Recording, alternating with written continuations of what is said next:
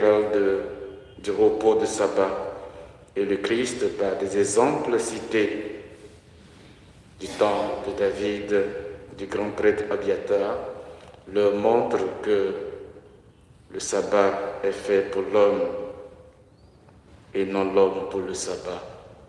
Qu'est-ce qu'il faut retenir de là? Le Christ nous enseigne par là que le bien-être de l'homme doit avoir une priorité sur une observation rigoureuse ou rigoriste ou même aveugle littéraire de la loi.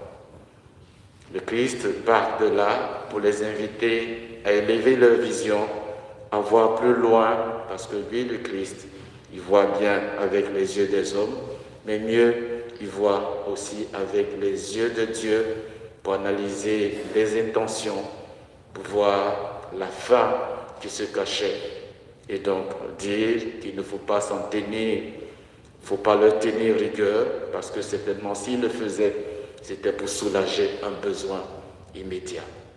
C'est pour nous montrer que le Christ a une large vision, je dirais une vision binoculaire.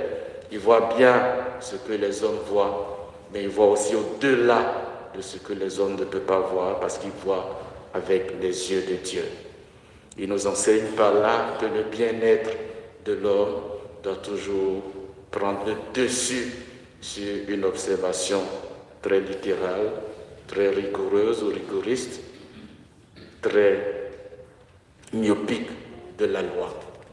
Il va donc nous enseigner que nous sommes invités à observer la loi dans une certaine fidélité très intelligente et non pas de façon esclavagiste, parce que la loi du sabbat est faite pour libérer l'homme et non pour la servir.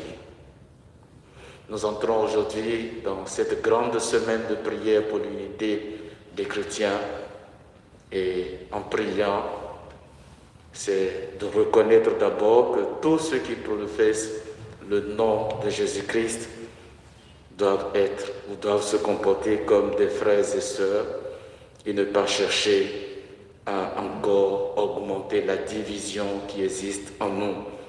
Parce que le Christ, à la veille de sa mort, a prié que tous ses disciples soient un. Mais malheureusement, l'histoire des hommes nous montre que cette unité reste toujours à refaire. Et c'est dans cette quête d'unité, des attitudes d'unité sont à cultiver. Et une des attitudes que le Christ nous montre, c'est de ne pas chercher à avoir un esprit critique et intolérant envers les autres.